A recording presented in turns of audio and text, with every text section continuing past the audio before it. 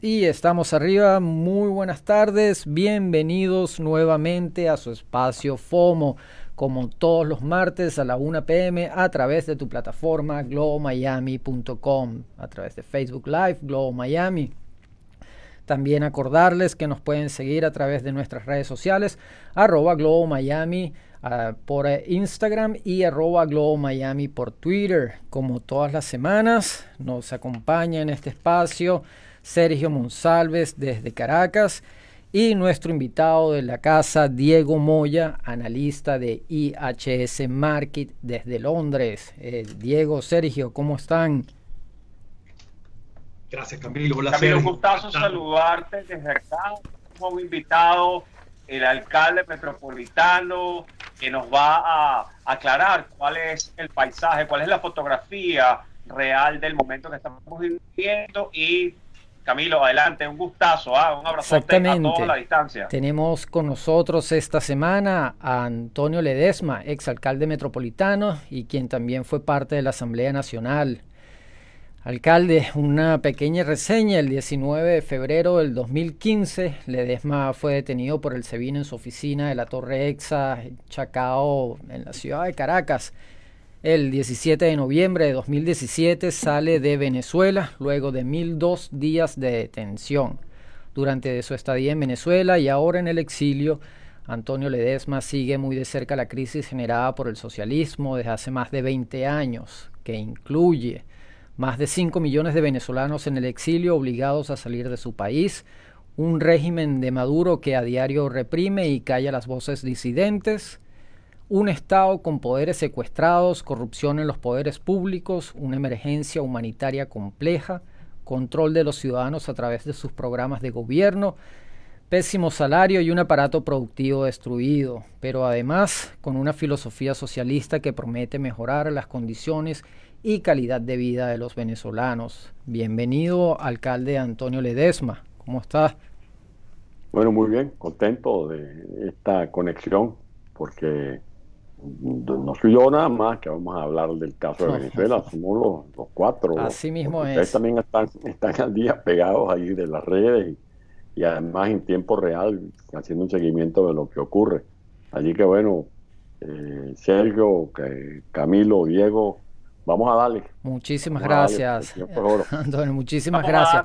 Mira, tengo aquí entrando de una vez entonces al ruedo. Uno de sus tweets más destacados fue el siguiente: a riesgo de que me sigan tildando de ultrarradical, de abstencionismo, de opinar desde el exterior, que somos ya 6 millones en el exilio, seguiré invocando intervención internacional y rechazando cualquier arreglo electoral con la narcotiranía. Es mi derecho y mi manera de pensar. Ahora le preguntamos, alcalde, ¿qué tipo de intervención necesita Venezuela? La que está contemplada en las herramientas que están vigentes. Nosotros no estamos planteando invasiones, como se ha querido argumentar para contrariar nuestro punto de vista, porque cuando hablamos del R2P es el concepto de responsabilidad de proteger, defendido en el seno de la ONU por Kofi Annan, después que los líderes del mundo tenían como una vergüenza, como un remordimiento de conciencia, porque se quedaron tranquilitos viendo desde la barrera cómo se hacía una carnicería humana, una masacre en Bosnia o en Ruanda. De allí viene el concepto de responsabilidad de proteger, auspiciado entre otros por Canadá, y tiene también una base de tradición en la política humanitaria de Francia. No nos olvidemos la figura aquella de los Médicos Sin Fronteras. Ahora, si no están conformes con la responsabilidad de proteger, ahí hay otra doctrina asumida por la ONU, que es la Convención de Palermo, fecha año 2000, que encaja perfectamente en la corporación criminal que hay en Venezuela, si no veamos el artículo 2 de esa convención. Y si no están conformes con la Convención de Palermo, bueno, ya está el Plan Global contra el Terrorismo Internacional, que fue un debate consecuencia del atentado contra las Torres Gemelas. Y en Venezuela operan, sin duda alguna, bases del terrorismo, de Hezbollah, de Hamas, de Al Qaeda. Están los grupos del narcotráfico del narcoterrorismo de las FARC y del ELN. Y además está un tratado más en nuestro ámbito americano, que es el Tratado Interamericano de Asistencia Recíproca.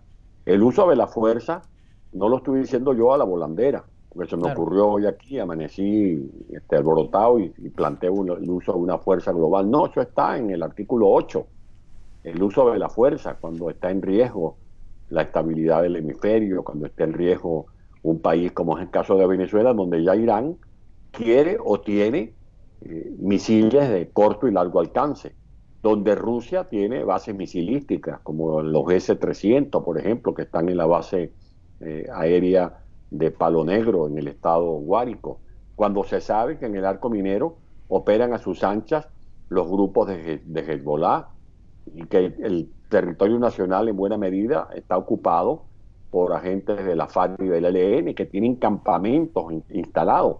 Hay informaciones concretas, específicas, de los campamentos que tienen en el Nula, que tienen en el Orza, que tienen en distintos espacios del estado Apure, o de las pistas de despegue y de aterrizaje que tiene el narcotráfico en el estado Zulia, porque está el cartel de La Guajira, está el cartel de Sinaloa, está el cartel de Jalisco, para no hablar también del cartel de marca criolla, hecho en Venezuela, que es el cartel de los soles. Por lo tanto, nosotros hablamos de una fuerza de paz, una fuerza global de paz, con especializaciones en operaciones que sean capaces de doblegar a los grupos mafiosos que están somalizando el territorio nacional.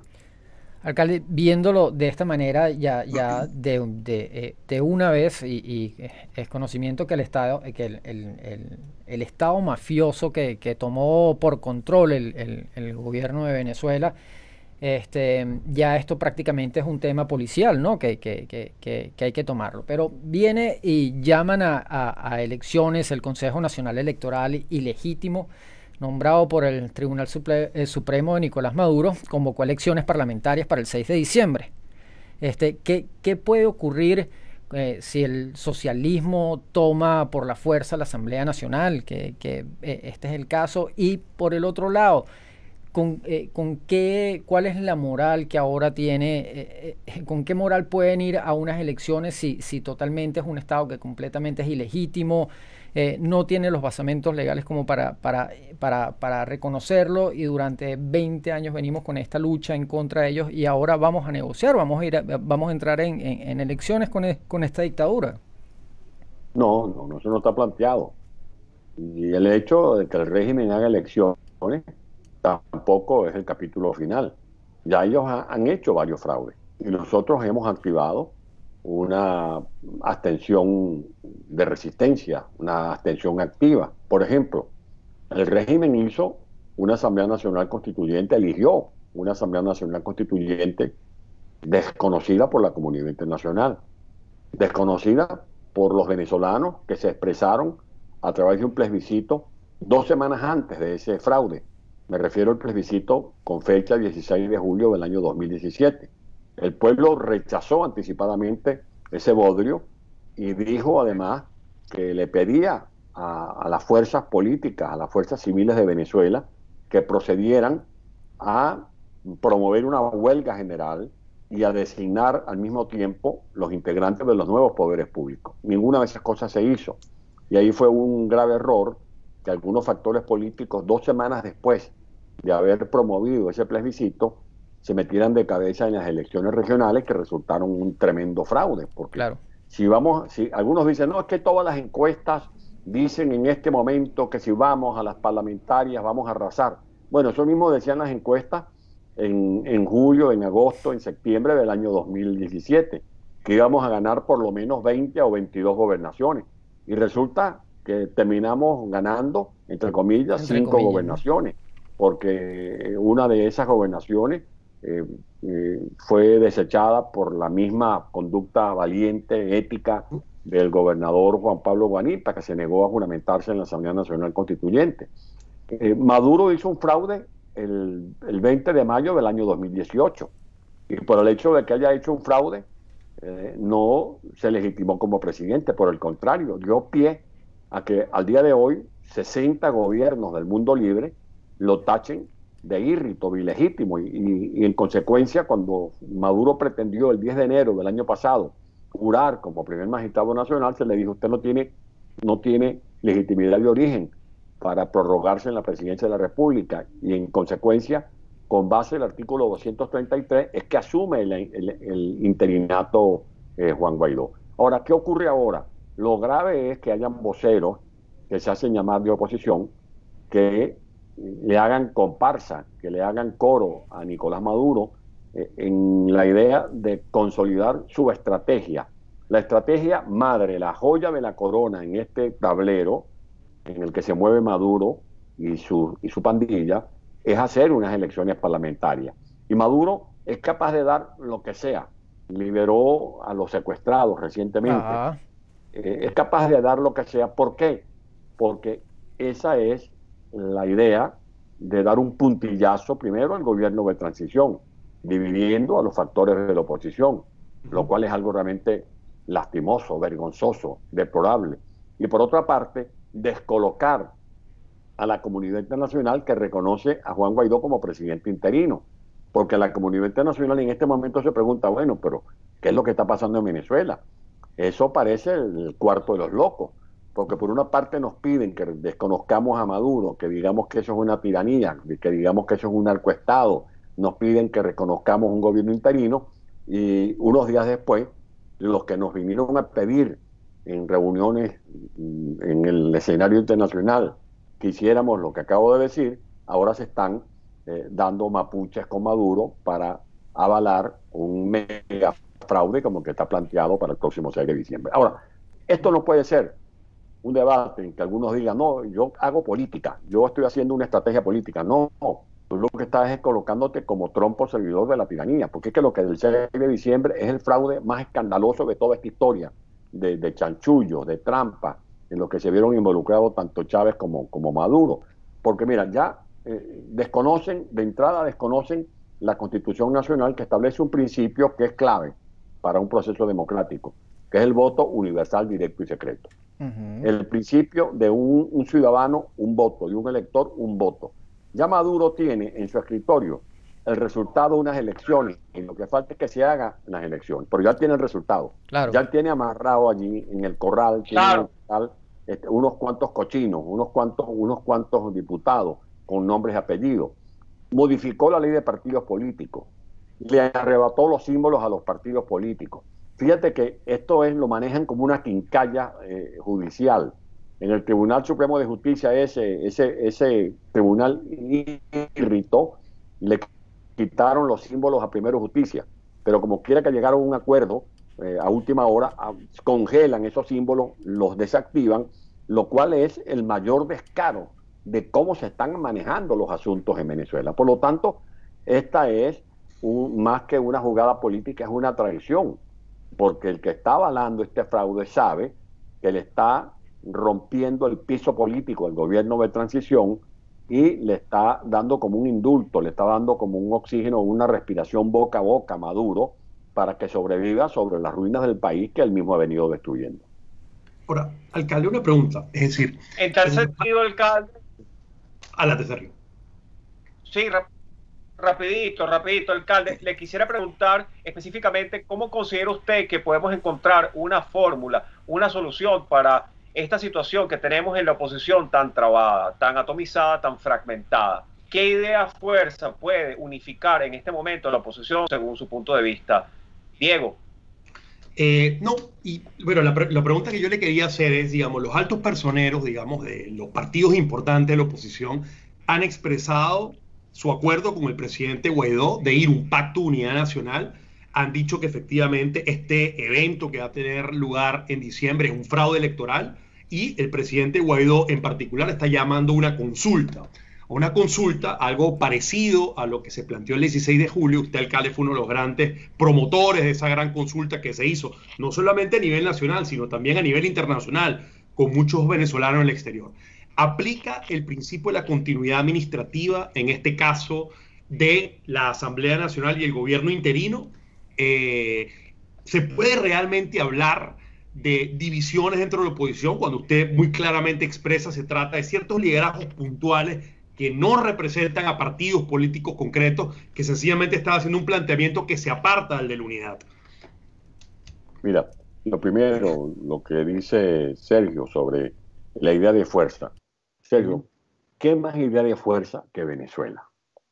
Eso es lo que nos debería unir en esta coyuntura.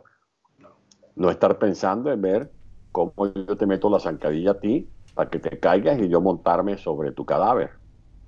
Eso es pernicioso, eso es imperdonable. Los políticos no somos niñitos de pecho, porque tenemos que hacer política. Y a veces la política te pone en un terreno en que tienes que jugar rudo. Pero lo que tú no debes abandonar nunca son tus principios, porque debes tener algunos límites para no caer en esa prédica según la cual el fin justifica los medios. No, para mí el fin no justifica los medios. Yo en esta circunstancia, yo trabajo es para que cese Maduro, no para que cese Guaidó. Yo en esta circunstancia jamás llegaría a una tratativa con el régimen o con los voceros del régimen, salvo que sea para que me digan cuándo se van y cómo se van, y dejen el campo abierto para que se instale definitivamente un gobierno de transición. ¿Cuáles son los obstáculos? Los obstáculos son los infiltrados. El gobierno de transición está más corneado que el santo cachón. Y un gobierno al que le montan cacho sus propios partidarios, por supuesto, que queda aturdido. Y me refiero a lo que ha pasado. ¿Cuál es la base que sostiene al gobierno de transición? Porque así lo decidió Guaidó. Él fue el que decidió excluirnos o aislarnos a mí, a María Corina y a otros. Bueno, Acción Democrática. Bueno, Bernabé Gutiérrez era uno de los miembros más calificados de la Comisión de Estrategia del gobierno interino de Juan Guaidó. Bueno, terminó acurrucado en los brazos de Maduro. Vean ustedes las crisis que hay en Acción Democrática. 2, el vocero o el operador político que tenía Guaidó haciendo las negociaciones en la mesa de diálogo de Barbados era el diputado Stalin.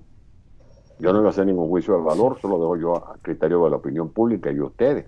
Pero acaba de decir que él es partidario de ir a las elecciones parlamentarias. Eso no se puede tener, no es que es un cambio de estrategia política, no. Es darle la espalda a la esencia de la estrategia que asumió la Asamblea Nacional en el Estatuto para la Transición, que dice que la lucha es hasta que se produzca el cese de la usurpación. Por lo tanto, ese argumento de que la Asamblea expira el 5 de enero del año que viene no tiene validez, porque el principio de la continuidad de los órganos de la República tiene su asiento en la propia Constitución y en antecedentes que hay allí en el Tribunal Supremo de Justicia. ¿Cómo le dieron continuidad a Maduro en el 2013 para que del interinato asumiera la encargaduría asumiera la presidencia de la República? A mí mismo me dieron una prórroga y a muchos alcaldes que hemos debido ir a elecciones, por ejemplo, en el año 98, y las elecciones las pospusieron hasta el año 2000. A mí me prorrogaron el mandato casi año y medio. Y luego me prorrogaron el mandato de alcalde metropolitano, porque ya debió ir a elecciones en el 2012 y las prorrogaron por un año más. O sea, hay allí una serie de hechos que dan pie a pensar en esa figura de la continuidad administrativa. Ahora, tú puedes tener el plan 1, el plan 2, el plan 3. Tú puedes proponer cualquier ejercicio, pero si tú estás infiltrado no vas a llegar a ninguna parte. El problema de la transición es que está infiltrada, y mientras allí no haya una fumigación de todo ese alacranaje que ha cundido los espacios del gobierno de transición, vamos a seguir viendo lo que ustedes mismos como analistas o la gente que nos está viendo se pregunta asombrado: ¿cómo es posible que a estas alturas de la crisis que tiene Venezuela todavía Maduro sigue ejerciendo el poder? Simplemente ejerce el poder porque, para decirlo así clarito, pues, tú no puedes tumbar un régimen si dentro de tu equipo de estrategia, si dentro de tu equipo de colaboradores más cercanos, tú tienes gente que a través de un celular, cuando tú discutes una estrategia, le está informando en tiempo real a Maduro lo que se está discutiendo. Así es imposible tumbar ni siquiera un papagayo, mucho menos un tirano de la dimensión de lo que tenemos en Venezuela, que están aliados con el narcotráfico, cosa que no hacía Pinochet, por ejemplo, cosa que no hacía Franco en España. Cuando a mí me tratan de comparar, no, es que yo me he leído varios libros, yo también me los he leído, para adelante y para atrás. Y en ninguno de esos ejemplos de transición encuentro un caso parecido al de Venezuela. Sí, el caso de Venezuela es totalmente inédito. Al mismo tiempo son criminales de lesa humanidad, son narcotraficantes, son terroristas, son corruptos, porque han hecho el robo más grande de la historia. Olvídate de lo que pasó en Perú con el asalto a los tesoros de los hermanos Inca. Olvídate de lo que pasó con Hernán Cortés en México. No, lo de Venezuela no tiene parangón en la historia. Estamos hablando de fortunas colosales y todavía siguen, ya no con el petróleo, porque destruyeron PDVSA, destruyeron las refinerías, remataron el arco minero, todo. Pero están sacando todos los días del arco minero y para el sencillo sacan de las cajitas claras, porque son tan indolentes y tan malvados que son capaces de robarle al tetero al niño Jesús. Porque sí, hay que ver lo que significa hacer especulaciones y actos de corruptelas con la comidita que le queda al pueblo a través de las cajitas claras.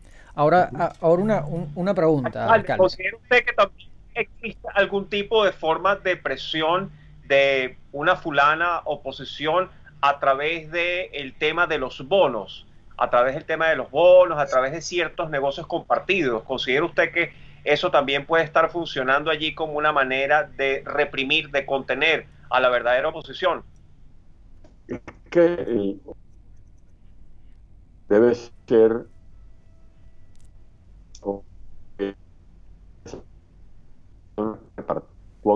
a ver cómo yo me beneficio. A ti te toca monómero, a ti te toca Sigua, a ti te toca PDVSA, y a ti te tocan los bonos 2020. Y como hay tanto ruido, no es a mí el que me conde bajarle los decibeles a esos ruidos, es el propio presidente Guaidó. Yo solo en las conversaciones privadas, usted es más interesado en que se aclaren todas las cosas, porque nosotros como gobierno de transición tenemos que hacer la diferencia entre lo que queremos hacer con esto que viene, esta desgracia que viene ocurriendo en Venezuela. Y por eso veo que hay gente que está más pendiente de los bonos 2020 o más pendiente de algunas operaciones pragmáticas que de salir de la tiranía. El interés mío y el de millones de venezolanos es ver cómo nos libramos de estos zánganos que están destruyendo a Venezuela. Ahora, alcalde, volviendo con el tema precisamente de la unidad en la oposición, ¿no? María Corina Machado y Enrique Capriles se desligan de Guaidó de cierta manera, aunque el objetivo parece ser el mismo. Pero ¿por qué no mantener la unidad como un solo ente? Tomando como experiencias pasadas parlamentarias, se logró, la mayoría es precisamente por haber mantenido la unidad. ¿Por qué desligarse? ¿Por qué la fragmentación? No me compare la posición de María Corina con la de Capriles. Están diametralmente opuestas. María Corina le hizo unas observaciones al presidente, pero ella reconoce que ese es el presidente interino. Ahora, la gente no tiene por qué alarmarse cuando María Corina hace estas manifestaciones, porque además no es nada nuevo. Ella ha sido coherente. Si algo hay que reconocerle y subrayarle a la conducta de María Corina es su coherencia. Ella no tiene doble cara. Ahora, cuando tú un paciente va a una consulta con un médico porque tiene un fuerte dolor de cabeza y un dolor en el pecho, bueno, espera que el médico lo ausculte y le diga, mire, te está pasando esto y aquello. Ahora, una reunión con una dirigente político como María Corina no era para que María Corina se limitara a decirle a Guaidó, bueno, qué bien tienes la corbata, qué bien te estás haciendo los gestos, no, es para decirle, mire, estás equivocado en esto, se están cometiendo estos errores. Las críticas es lo que necesita, lo que le dijo. Exactamente. Ahora, es distinto lo de Capriles. Capriles nada más y nada menos se ha acordado con Maduro para meterse en unas elecciones parlamentarias que son la antípoda de la estrategia original que se pretende rescatar cuando se habla del cese de la usurpación. Eso no tiene nada que ver con el cese de la usurpación. Es la continuación de la usurpación que está haciendo Maduro. Por lo tanto, son dos cosas totalmente diferentes. Alcalde, una pregunta con respecto con el presidente interino. María Corina sostuvo una reunión con el presidente interino Juan Guaidó y acto seguido y públicamente dio su punto de vista, donde en algunos coincidían, otros no coincidían. Ya la historia la conocemos. Usted sostuvo una reunión con el presidente interino Juan Guaidó. ¿Cuál fue la conclusión de esa reunión? Bueno, y agregaría, Camilo, una cosita pequeñita. Le preguntaría al alcalde, ¿existe la disposición del interinato por escuchar otras voces, las voces de ustedes? Aspiramos que sí. Nosotros en todo caso cumplimos con la obligación de tratar de hacernos escuchar. Casi no haber, resolvemos algunas cosas. Por ejemplo, uno de los puntos que yo le sugerí al presidente Guaidó fue lo de la DEA. Gracias a que por fin haya concretado un acuerdo con lo que tenemos que pasar. No basta con que Estados Unidos diga que Maduro está en una galería y después se diga, no, que cualquier intervención es realismo mágico. ¿Cómo que realismo mágico? Están traficando cocaína. De Venezuela salen miles de kilos hacia Europa, hacia los Estados Unidos.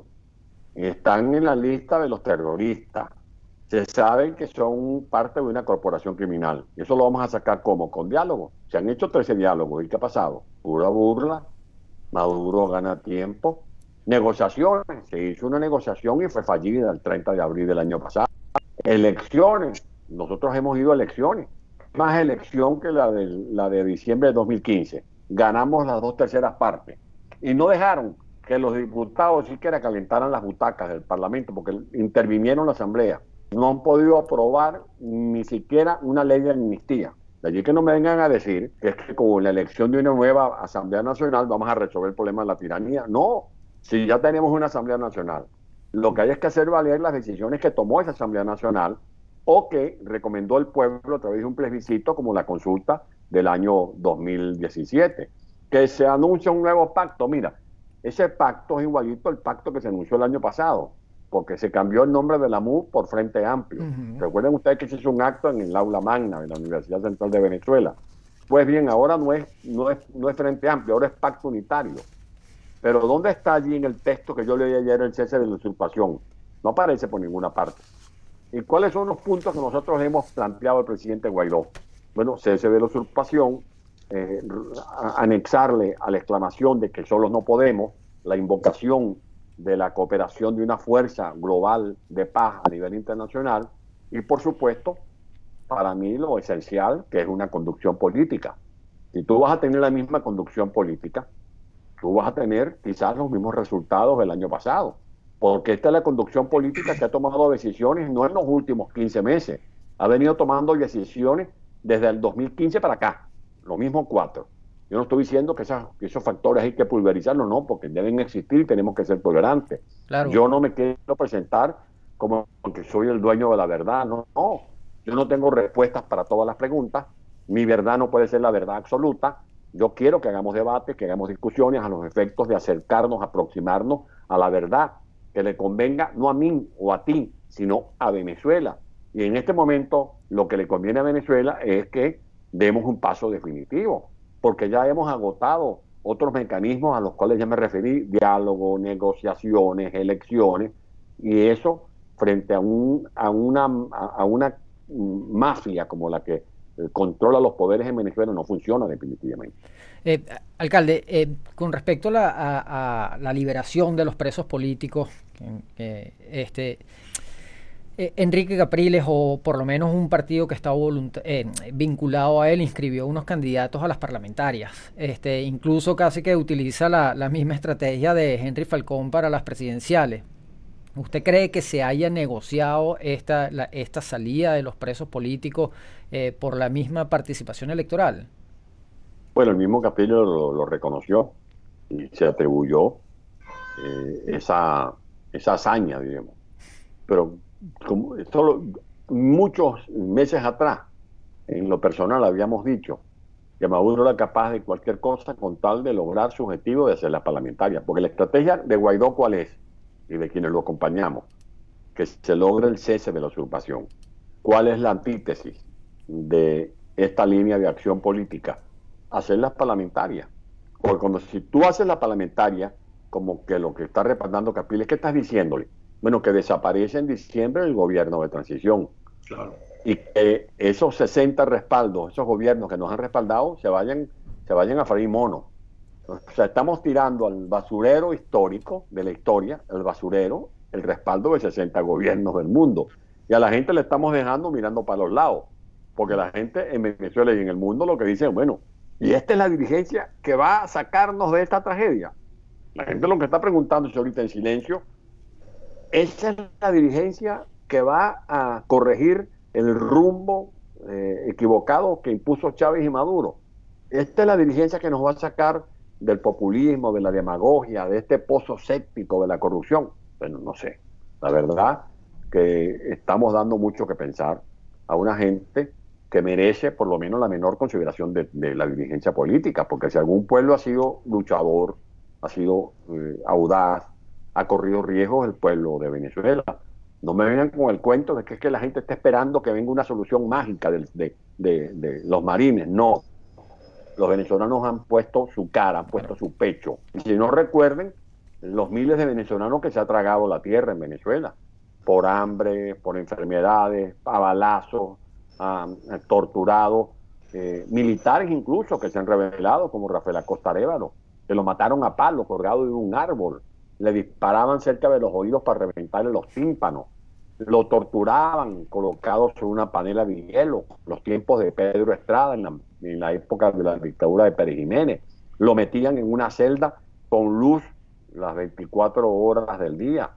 Le echaban agua fría cuando se desvanecía como consecuencia de la tortura a la que había sido sometido, como también sometieron a tortura hasta cegarle la vida al concejal Fernando Albán, o como ajusticiaron a través de las redes sociales al inspector Oscar Peros. En Venezuela hay que ver la gente que ha sufrido, muchachos como por ejemplo Niomar Lander, que no tenía ni siquiera la mayoría de edad, que nunca llegó a conocer la democracia porque nació en los tiempos en que ya estaba Chávez ejerciendo el poder, y esos muchachos como Vallenilla, como Niomar, les quitaron la vida porque estaban luchando por la vida de la democracia venezolana. De allí que si algún pueblo ha marchado, ha firmado, ha votado, ha dialogado, ha sido testigo presencial de una serie de operaciones políticas, es el pueblo de Venezuela. Lo que ha salido piche, lo que ha salido allí mal, es algunos factores políticos que terminan dándole la espalda a ese pueblo y jugando con cartas marcadas, y eso es lo que estamos rechazando. Y hasta que no se corrija eso, no va a haber solución en Venezuela, porque estamos jugando con el enemigo. Yo vi ayer una entrevista, imagínate tú si Pedro Camejo hubiese sido un infiltrado de Morillo en la batalla de Carabobo, o si Juan José Rondón, guariqueño, que estaba con el Libertador el 25 de julio allá en Pantano de Vargas, hubiese sido un infiltrado de general, o si cuando el Libertador fue a la batalla de Boyacá hubiese tenido allí a un agente republicano, no hubiésemos ganado nunca. Nunca hubiésemos ganado. Y eso no significa que tú tengas deslinde, porque la hermana del Libertador era realista, estaba defendiendo la corona, y su hermano estaba capitaneando los ejércitos libertadores, pero había una sola posición, había donde mando. Y hay la anécdota en La Grita, cuando el Libertador venía de Cúcuta, de Colombia, iniciando la campaña admirable en mayo de 1813, que se le trató de alzar un oficial en La Grita, tuvieron una discusión, no quería cumplir la orden del Libertador, y el Libertador le dice, mire, o usted cumple la orden, o usted me mata, o yo lo mato. Así se manejan las cosas muchas veces.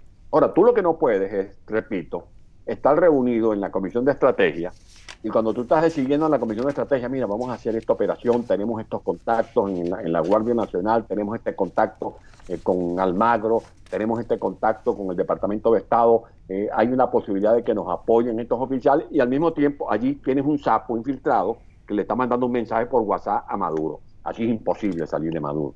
Y lo digo así, con un gran dolor aquí entre pecho y espalda, porque Bueno, yo he sufrido esta dictadura. Claro. Y la gente que a veces me ataca por redes y me dice que los mandan, bueno, vente para acá, vente para acá. Si yo estuve allá, más de 1000 días preso, huelga de hambre, hospitalizado, apaleado, bueno, ¿qué? Yo no tengo que defender mi... Saben muy bien cómo uno ha jugado y enfrenté a Chávez no ahora, lo enfrenté con 36 años de edad cuando era gobernador de Cali. Lo que nos echaron era plomo parejo cuando yo estaba en la gobernación. Y la conspiración de los policías metropolitanos encabezados por Bernal. Y todo lo que tuvimos que resistir para vencer a Chávez 2 veces, el 4 de febrero y el 27 de noviembre. Allá estábamos al pie del cañón al lado del presidente constitucional de Venezuela, Carlos Andrés Pérez. Bueno, que después hubo una confabulación y hubo gente que se enloqueció con la idea de las caras nuevas. Bueno, ahí tienen sus caras nuevas, pues, como dice o decía Oscar Llanes, chupa y su mandarina. Bueno, vamos a ver cómo salimos de esta locura. Pero no vamos a salir de esta locura si no corregimos la manera de hacer política, que son los que, esas operaciones políticas son las que han traído estas malas consecuencias. Alcalde, y entonces, ¿qué quedaría por hacer? ¿Cuál es bajo su opinión, cuál es la ruta a seguir? Nosotros hemos sido muy claros, cuando digo nosotros, el grupo en el que interactuamos, es necesario, en primer lugar, que haya una dirección política coherente. Eso es para mí la piedra angular. Si no tienes una conducción política o un alto mando, bueno, no vas a lograr los objetivos. Discusiones siempre han habido. La tuvieron los muchachos del año 28, cuando promovieron aquella protesta de febrero, con el pretexto de que se estaba celebrando el Día de la Juventud, con la reina Beatriz, y discutían Rómulo Jóbito, etcétera, ¿no? Gustavo Machado, que era el pionero del Partido Comunista en Venezuela. Discutieron después cuando se iba a hacer la Junta de Gobierno del año 45. Había gente que se quedó allí como sorprendida por la operación que hizo Rómulo Betancourt. Discutieron en la Constituyente, corrigieron errores y se pusieron de acuerdo con algunas enmiendas para hacer el famoso pacto de punto fijo en octubre del año 1958. Pero es que en el caso nuestro vemos que no se le está jugando limpio a Venezuela. Y mientras no se le juega limpio a Venezuela, entonces tú tengas allí factores que se entienden. ¿Tú te imaginas que, por ejemplo, Rómulo Betancourt, Rafael Caldera, Jovito Villalba, se hubiesen entendido con Pérez Jiménez? No, yo no me imagino esos líderes en eso. Y lo que vemos que en este momento está ocurriendo es que hay gente que se está entendiendo con Maduro, pero no se está entendiendo con Maduro para que Maduro, menos me voy a ir, déjenme ir para Cuba o déjenme ir para Brasil o no sé para dónde.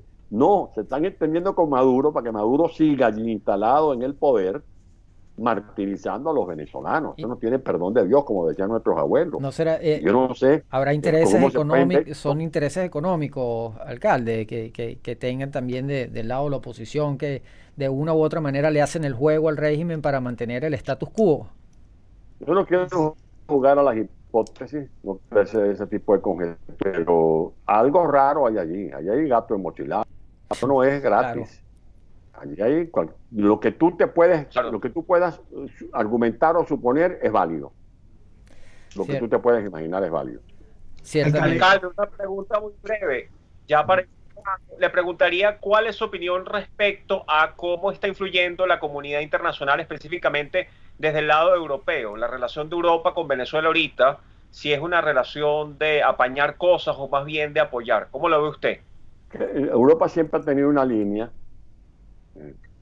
que responde más a la idea de contrastar con Estados Unidos.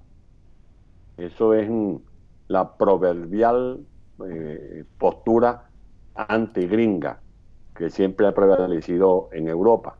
Ahora, se logró algo inédito en Europa también, que es el respaldo de la Unión Europea, incluida España, que siempre es como la punta de lanza de Europa cuando se trata de hablar del caso de Venezuela. Ahora, Europa ha jugado al tema del diálogo. Yo no voy a decir que es de mala fe. Esa línea la contrarié desde que llegué a España, después de mi fuga a finales del 2017. Y siempre les decía, esta gente no creen en diálogo, pero ellos insistieron y montaron lo que llaman el grupo de contacto. Recuerde que el grupo de contacto se dio un plazo de 7 días, porque en 7 días iban a conseguir un resultado. Bueno, han pasado no 7 días, han pasado 7 meses, 10 meses, 15 meses, 18 meses, y Maduro sigue allí dorando la píldora. De allí que lo que esperamos es que la Unión Europea no vaya a apañar ese intento de fraude, comiéndose ese caramelito envenenado de una invitación de Maduro a que vayan allá a hacer millones de palos, porque ya el daño está hecho. Ya Maduro tiene, el caso de Venezuela es el único en el mundo, porque ya Maduro tiene el resultado en su escritorio, el resultado de unas elecciones que no se han hecho. Ahora, ¿se va a prestar la Unión Europea para eso? Estamos nosotros haciendo el trabajo aquí por nuestra cuenta, hablando con diputados, hablando con personalidades políticas, no solo de España, sino de otras partes de Europa, para que también escuchen otra campana y no se dejen confundir, por ejemplo, con lo que acaba de declarar ayer en el país de España, Capriles, que es una oportunidad para salir de la dictadura. No, lo que pretenden hacer es atornillar a la dictadura. Le están dando unas tuercas más, le están pasando el alicate unas tuercas más para atornillar a Maduro. Eso es lo que tienen que decir. Y fíjense ustedes que ya Maduro dijo, no, se elimina la constituyente. Bueno, para que Monedero y la gente de Pablo Iglesias en España estén alabando y hablando maravillas de estos factores políticos que están apoyando a las parlamentarias. Sáquenlo por allí. Ahora, alcalde, una pregunta. Usted ha señalado de manera muy clara que los venezolanos solos no podemos. Y claramente se impone, digamos, el debate de la intervención, ¿no? La intervención entendida como la apertura, un canal humanitario, una misión humanitaria para resolver una crisis humanitaria, que evidentemente requiere una fuerza militar para hacerlo. Más cuando tenemos un presidente interino que es un presidente constitucional, pero no puede ejercer atribuciones, no puede ejercer soberanía dentro del territorio nacional, porque como bien usted señala, se enfrenta a grupos irregulares, la ELN, disidentes de la FARC, Hezbollah, carteles de la droga. ¿Por qué entonces en la región todavía existe, y ante la inminente crisis migratoria que ha sido muy visible en muchos de los países de la región, Perú, Chile, Ecuador, Argentina, inclusive en Brasil, por qué todavía en la región no se termina de generar una narrativa coherente para la solución de Venezuela, la protección de una población civil que está siendo masacrada por un grupo criminal que ha tomado por asalto el poder? Por falta de coherencia en la toma de decisiones, en la conducción política. Por eso yo insisto en que el problema es conducción política. Primero, recuerda que habían factores internos que se negaban a caracterizar a Maduro y a Chávez como dictadores. Es ahora cuando más o menos aceptan esa caracterización. Dos, recuerda que habían factores internos que decían que no querían que se metieran ni los cubanos ni los gringos. Esto lo resolvemos nosotros. ¿Acaso que la gente que sale manifestando de La Vega o de Montalbán, la gente que baja del Guarataro o la gente que baja de los edificios de Prados del Este o de Santa Fe, bajan con fusiles, bajan con pistolas, bajan con banderas y con pitos? O sea, ¿cómo vamos nosotros a derrotar a unas mafias que están defendidas por colectivos que tienen explosivos, granadas, lo menos que tienen es tumbarrancho, megabandas que son capaces de hacer correr o retroceder a los efectivos del 6CPC, a los efectivos de la Policía Nacional? Si no, vean ustedes lo que pasó en la Cota 905, con el Coqui o con el Gualexi, o las bandas que operan en el 23 de enero. O sea, estamos hablando de pranes, estamos hablando de sicarios, estamos hablando de garimpeiros, estamos hablando de narcoguerrilleros que han sido formados para secuestrar, para asesinar, para degollar. Por favor, pues no me digan que eso lo vamos a resolver con un diálogo. No. Ahora, ¿qué ha pasado? Bueno, que se ha alterado la estrategia. Cuando, por ejemplo, ganamos la Asamblea Nacional en diciembre del 2015, esa dirigencia que controló, secuestró las tomas de decisiones, no, se quedó mirando para los lados, pasó enero, febrero, marzo, y fue en mayo cuando se le ocurrió a alguien plantear un revocatorio. ¿Y qué pasó con el revocatorio? Murió en una mesa de negociación con 2 sacerdotes de testigos, porque fuimos capaces de firmar en nombre del pueblo un documento infame, donde reconocíamos que había un gobierno que tenía problemas económicos porque había una conspiración contra ese gobierno. Insólito. Eso ocurrió, eso no lo estoy inventando yo. Y luego, cuando la gente salió a marchar a borbollones y hubo marchas gigantescas a finales de 2016, bueno, llegaron a un acuerdo. A mí me quisieron meter en ese acuerdo. Y a mí me mandaron el mensaje del señor Zapatero que iba para mi casa porque me iban a poner en libertad y dije, no, para mi casa no venga. Y me calé un año más preso hasta que me fugué porque me negué a eso. Ahora, yo no estoy diciendo que me den charreteras ni que me hagan un homenaje por eso, no, esa era mi obligación. Y cada quien mata a los piojos a su manera. Yo preferí sacrificar mi libertad un año más hasta que me fugué que haberme plegado a esa estrategia de desmontar la marcha a Miraflores, porque se había acordado una marcha a Miraflores a finales del año 2016, se suspendió el juicio político a Maduro, porque así son ellos. En las chiquiticas te enredan y te embojotan y te meten en esas negociaciones con el Vaticano, la negociación en Dominicana, la negociación en Barbados. Por eso no hemos salido de estos bandoleros. Por lo tanto, si cambias de estrategia en mitad del camino, tú dislocas a la gente. ¿Qué ocurrió el año pasado? Bueno, todos nos unimos con Guaidó. Hasta el gato estaba unido con Guaidó. Después que Guaidó el 23 de enero del año pasado juró asumir el interinato. Y Guaidó, yo y tú, él dijo, aquí cese de la usurpación, gobierno de transición y elecciones libres. Bueno, eso no fue lo que se hizo en Cúcuta, ni eso no fue lo que se logró el 30 de abril del año pasado, ni mucho menos eso era lo que estaba planteado cuando se fueron a una mesa de diálogo en Barbados, ni mucho menos cuando se acordó en Barbados la reincorporación de los enemigos con un cuchillo en la boca para que te fueran a tasajear. Claro. Que eso fue lo que ocurrió. ¿En qué cabeza cabe que tú ibas a reincorporar a la Asamblea Nacional a unos exdiputados que se habían puesto el sombrero de constituyentes o de ministros o de funcionarios del régimen usurpador de Maduro para que los vuelvas a meter como diputados en la Asamblea Nacional para que te fueran a sabotear?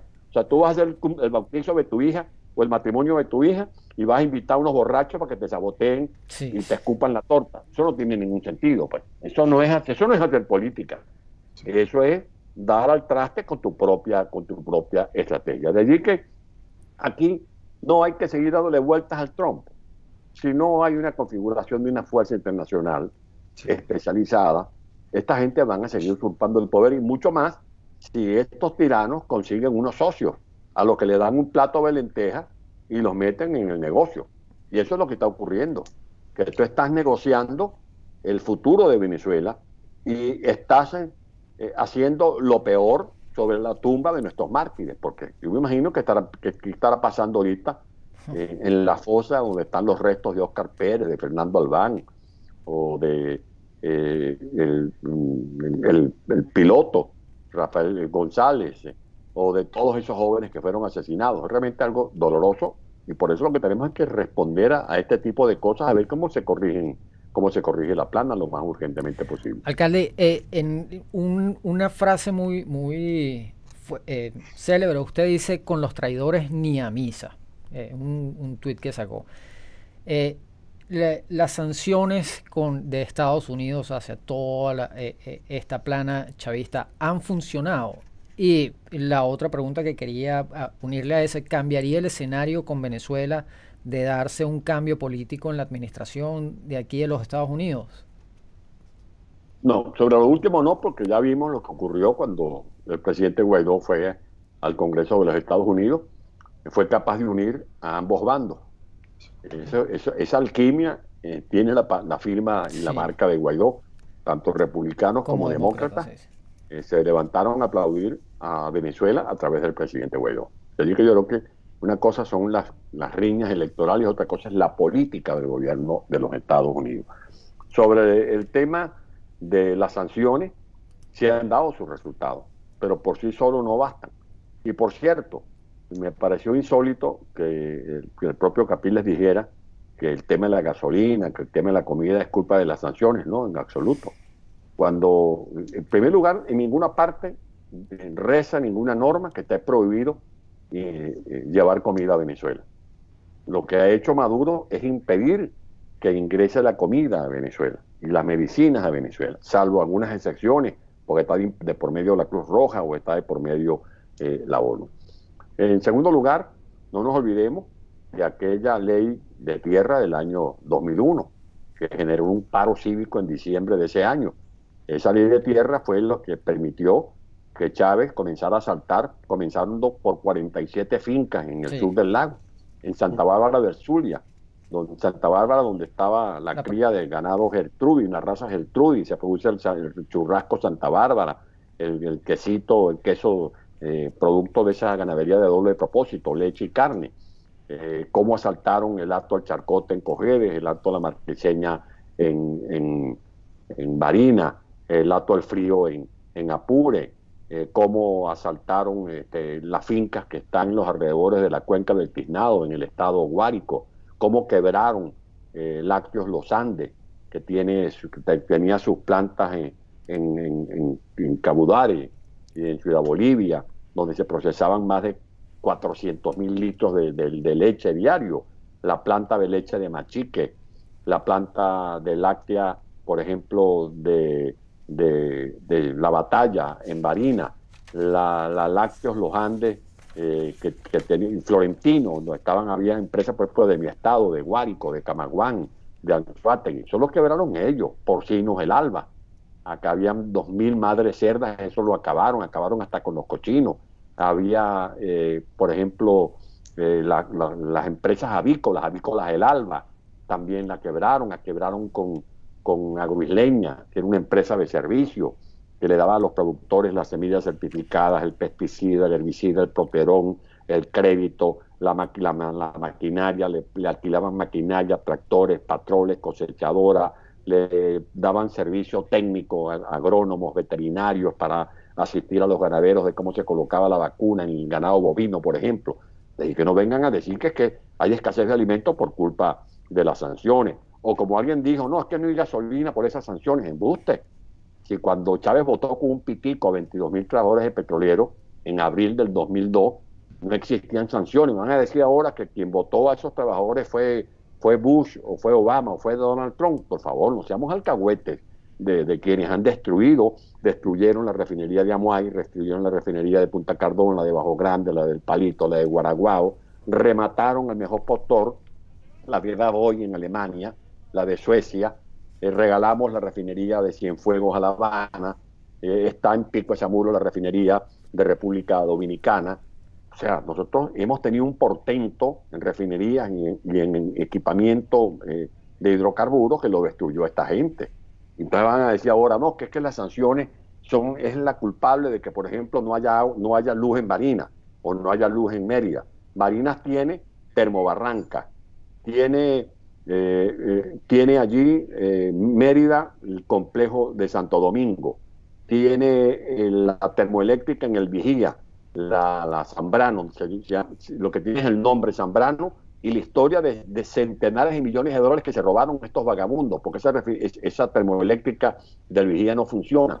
Mérida, nada más, si funcionara el complejo de Santo Domingo, tendría megavatios con lo que produce el transformador de Pampanito en Trujillo, para iluminar Trujillo, Barinas y Mérida. Porque como te acabo de decir, Mérida tiene el complejo de Barranca y tiene también Amasparro, que es otro complejo generador de megavatios. Pero el Táchira tiene, si eso no es suficiente, tiene el complejo Uribante Caparo, que la Vueltosa, San Agatón, tiene La Peña, y una termoeléctrica de Ñapa en La Fría. ¿Cómo es que no hay luz? ¿Por qué? Por las sanciones, embuste, porque no hay sistemas de mantenimiento, porque se robaron los dineros para hacerle mantenimiento a los sistemas de distribución. Vean lo que ha pasado en el Guri, que no hay cómo reparar las turbinas porque se cogieron los reales. Vean lo que ha pasado con Caroachi, con el complejo de Macagua, la obra que dejó en marcha la democracia, que es la de Tocoma, se robaron más de 9.000 millones de dólares, y con todo y eso, Venezuela, gracias a la democracia, entre otras razones, tiene una capacidad instalada de más de 35.000 megavatios, pero si tú no le haces mantenimiento ni siquiera a la paja seca, que coge fuego cuando hay verano, por supuesto se te incendian las subestaciones, como ha ocurrido, por ejemplo, con la subestación de Malena, en Bolívar, la de San Jerónimo, en Valle de la Pascua, la de La Horqueta, que está en Villa de Cura, la de La Arenosa, que está en Yaracuy, la de otra que está en El Furrial, otra que está en la zona de Achaguas, en Apure, otra que está en el estado, en Dabajuro. O sea, hablemosles con sinceridad a los venezolanos. Es un papel muy feo el que hacen algunos voceros diciendo que la crisis de servicios que hay en Venezuela, como alguien que leí en estos días diciéndole a la gente de Falcón que por las sanciones no hay agua en Falcón. Embuste. En Falcón, Chávez y Maduro promovieron un famoso acueducto llamado El Coloso, pues el más grande de Venezuela, de 175 kilómetros. Eso costó más de 600 millones de dólares. No funciona porque la tubería no era la adecuada. Y la toma de agua la colocaron en una zona desértica. Y no funciona y la gente depende de pozos de agua, de alquiler de camiones cisterna. La gente de Falcón, como gente de Caracas también, pagan actualmente el agua más cara del mundo, porque cada vez que alquilan un camión cisterna, eso cuestan dólares. Dólares, es el agua más cara del mundo. Y resulta que en Falcón, además de que hicieron mal el acueducto, dejaron llenar de sedimento la presa de Matícora, que fue una obra también de la democracia venezolana. Ahí tienen la obra de Pao Cachinche, en Cogede. Metieron un dineral en un trasvase de los Guanches desde Carabobo, Valencia, hasta Pao Cachinche, y no funcionó. Dejaron contaminar al extremo el lago de Valencia, contaminado el río de Cabriales de Valencia. O sea, no digan que es problema de las sanciones. No, es problema de corrupción, de incapacidad, de indolencia, de falta de gerencia, porque los técnicos que habían en Hidrocapital los votaron. Ahí está José María de Viana, que hizo una gran labor como técnico de Hidrocapital. Después echa el cuento completico de lo que ha pasado en el TUI 1, TUI 2, TUI 3, que no hay agua en Caracas, no por las sanciones, no hay agua en Caracas porque el dinero que había para hacerle mantenimiento al sistema de bombeo del TUI 1, TUI 2, TUI 3 se lo robaron. Y a los técnicos especializados los votaron para meter allí activistas del PSUV, que saben de agua cuando se mojan, pero no saben nada de mantenimiento de esa tubería, que es una tubería, un sistema muy especializado que tiene que bombear 22 toneladas por segundo hacia más de 900 metros de altura. Por eso no hay agua en Caracas, porque Caracas tiene las reservas de Camatagua, de Taguasa, de Lagartijo. O sea, esta es una historia que vale la pena contársela muy bien con detalles a los venezolanos para que no coman cuento, como decía Claudio Nazoa. No se coman el cuento de que por las sanciones no hay comida, que por las sanciones no hay luz eléctrica. Yo le decía a un maracucho que me entrevistaba, a Darwin, creo que se llama Darwin González, que en el Zulia, que es el estado petrolero por excelencia, es insólito que no haya luz eléctrica. Pero además en el Zulia tienen 11 termoeléctricas. Cualquier país centroamericano, Panamá, cualquiera, se tiraría al piso por tener 11 termoeléctricas como las que tiene el estado Zulia. Pero ¿qué ocurre? Que funcionan solamente 4 termoeléctricas de las 11. ¿Cómo tú me puedes explicar por qué no hay agua en San Félix? ¿Cómo es posible que en Ciudad Bolívar haya gente que no tiene agua potable? Si tienen allí al ladito el Orinoco, te asomas por la ventana y ves el río Orinoco. Y no hay agua. Los pescados. Y tú ves en Puerto Ordaz, donde está el Guri. El Guri es tan grande, el Guri, que es la represa, la tercera en el mundo. Es tan grande que ahí caben al mismo tiempo Curazao, Margarita y Aruba. En el Guri cabe todo lo que es Dubái y queda todavía espacio. Ahora, ¿cómo es posible que en el estado Bolívar, que tiene el Orinoco, que tiene el Caroní y además tiene el Guri, no haya agua potable, vayan fallas? Tienen el acueducto que llaman, por ejemplo, a la Angostura, el acueducto Bicentenario. Tienen el acueducto llamado Cambalache, que tiene la toma en el propio Guri. Tienen el sistema que es una homologación de Tocoma, porque se llama el sistema Tocomita. Y no hay agua en San Félix, no hay agua en Upata, no hay agua en Tumeremo, no hay agua en los barrios de Puerto Ordaz, que fue una obra inmensa de Leopoldo Chuque Figarela. Ahora eso es por culpa de las sanciones. Usted, si algo hay en Venezuela es el agua. Mira, ¿sabes cuánto gastan en Dubái en procesos de desalinización, quitarle la sal al agua? Más de $1.000 millones al año. Resulta que si algo tiene en Venezuela es agua, lo que no hay es gerencia. Y por eso tenemos un pueblo que pasa sed, que no tiene gas. ¿Tú sabes cuánto se quema en gas asociado al petróleo en Venezuela? Para que la gente que me está viendo, cuando iban antes, uno iba antes por avión a Maturín, de noche veía los mechurros. Bueno, ese es gas asociado al petróleo quemándose. ¿Sabes a qué equivale eso que se quema en Venezuela? Equivale a las exportaciones en etanol, por ejemplo, y en otros productos que hace Trinidad y Tobago. Estamos hablando de una fortuna, y resulta que en Venezuela ahorita las grandes ofertas es leña. O sea, dejamos de ser un país gasífero y nos estamos convirtiendo en un país leñífero, por Dios. ¿Cómo no vamos a salir de estos bárbaros? ¿Y cómo es posible, dicho de otra manera, que a pesar de esta tragedia, Maduro sigue en el poder? Para mí, yo no voy a buscar ningún experto de Harvard, ni ningún experto lunático que me diga por qué. No han caído porque estamos infestados de traidores. Y mientras nosotros dejemos las tomas de decisiones en manos de gente que le tira un tiro al gobierno y otro a la revolución, estamos fundidos. Así mismo, alcalde. Alcalde, es un gran placer haberlo tenido acá en el programa. Como cosa rara, el tiempo pasa volando en el momento que uno tiene una conversación de este tipo. De verdad, para mí no queda nada sino agradecerle. No sé si Sergio o Diego tengan alguna otra pregunta para ir cerrando la conversación. Muchas más preguntas, Camilo, pero yo creo que tenemos que tener al alcalde otra vez nuevamente en algún tiempo en el programa. De verdad. Bueno, con mucho gusto. Y además para preguntarle por aquella escape fabuloso, extraordinario, ¿no? Allá en noviembre de 2018. Yo todavía recuerdo eso. Que fue realmente algo impresionante, digno de una novela, pero bueno, posiblemente el tema para otro momento. Así mismo es. Para otro momento, porque todavía podría poner en riesgo a la gente. Sí, efectivamente. El cuento completo.